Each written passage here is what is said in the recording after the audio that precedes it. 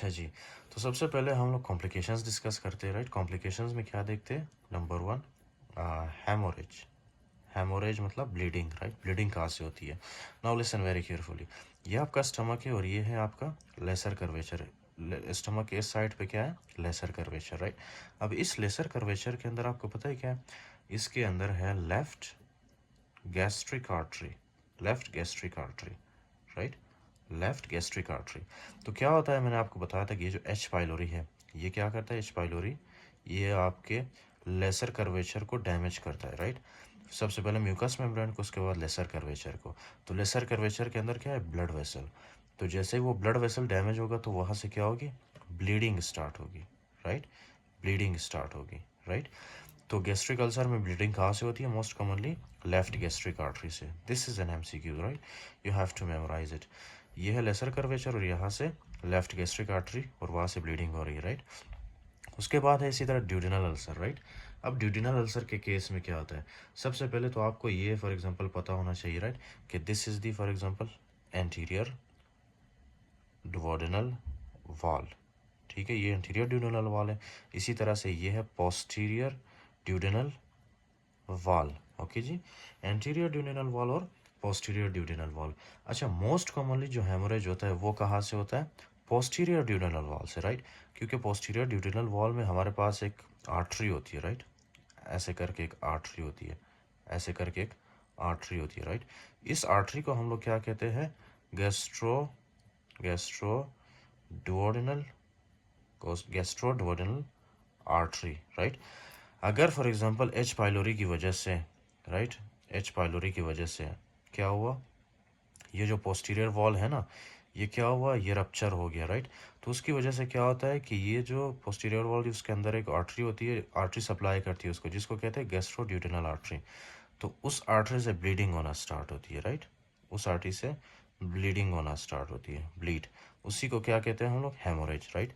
तो duodenal ulcer के case में most common site of bleeding क्या है? Posterior duodenal wall. This is also an MCQ, right. अच्छा जी, तो ये हो गया हेमोरेज, राइट। अब नेक्स्ट जो है उसको क्या कहते हैं? Obstruction. Obstruction, obstruction, right. Obstruction का मतलब है नैरोइंग।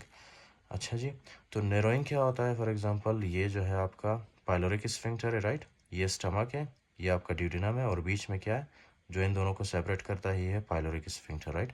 तो मोस्टली जो ऑब्स्ट्रक्शन होती है वो इसी एरिया में होती है, पाइलोरिक स्फिंक्टर के एरिया में, राइट। यहाँ पे ऑब्स्ट्रक्शन होती है।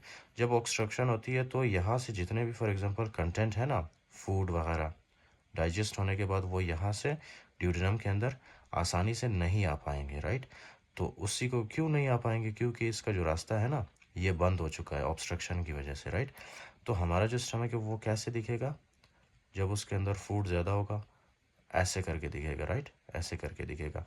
ये स्टमक जो है थोड़ा सा सेगी हमें दिखेगा, राइट। क्यों? क्योंकि इसके अंदर जो है फूड ज़्यादा हो रही है, फूड की कंसंट्रेशन बहुत ज़्यादा हो रही है और आगे भी नहीं जा पा रहा फूड, राइट। क्यों? क्योंकि यहाँ पे ऑब्स्ट्रक्शन है, राइट। तो यह है दूसरा इसका कॉम्प्लिकेशन अल्सर्स का, राइट। फिर उसके बाद है एक और कॉम्प्लिकेशन जिसको कहते हैं तीसरा, क्या कहते हैं उसको? Perforation, right. अब परफोरेशन जो होती है ना, वो मोस्टली कहाँ पे होती है? वो मोस्टली जो है आपके डुओडेनम में होती है, राइट। Duodenum, right. ये आपका ड्यूडेनम है। अच्छा जी, तो यहाँ पे क्या था कि हेमरेज जो हो रही थी, ब्लीडिंग हो रही थी, वो मोस्ट कॉमन कहाँ से हो रही थी? पोस्टीरियर ड्यूडेनल वॉल से, राइट। जिसमें कौन सी आर्टरी इन्वॉल्व थी? Gastro duodenal artery, right. लेकिन जो परफोरेशन होती है, परफोरेशन मोस्ट कॉमनली कहाँ पे होती है? ये है आपका anterior duodenal, interior duodenal wall, right. जो परफोरेशन होती है ना, थर्ड कॉम्प्लिकेशन क्या है? यहाँ पे मैं लिख देता हूँ आपके लिए, परफोरेशन। परफोरेशन यानी रप्चर होना या फट जाना, राइट। तो ज़्यादा चांसेस कौन से? एंटीरियर ड्यूडेनल वॉल के रप्चर होने के या फट जाने के चांसेस बहुत ज़्यादा है अल्सर की वजह से, राइट। तो जैसे ही फॉर एग्जांपल यहाँ से एंटीरियर ड्यूडेनल वॉल फट जाता है, राइट, तो उससे क्या होता है? एयर रिलीज होता है, क्योंकि ड्यूडेनम के अंदर एयर होता है, राइट। एयर रिलीज होता है, राइट। इसी को हम लोग क्या कहते हैं? Numa peritoneum, right. Numa peritoneum, ये लिखा हुआ है आपके बुक में, राइट। मैं दिखाता हूँ आपको। तो ये फॉर एग्जांपल क्या है? ये एक इंसान है, राइट। ये है सफेगस, ये है स्टमक। स्टमक के बाद क्या स्टार्ट होता है? Duodenum, right. अगर ये ड्यूडेनम में रप्चर हुआ या फट गया, राइट, अल्सर की वजह से, तो इससे क्या रिलीज होगा? एयर। Air, right. और ये वाला जो आपको नज़र आ रहा है ये शेप, राइट, इसको क्या कहते हैं हम लोग, इसको कहते हैं हम लोग डायाफ्राम। डायाफ्राम ये रेस्पायरेटरी मसल है, ठीक है, ये बहुत ही बड़ा रेस्पायरेटरी मसल है डायफ्राम।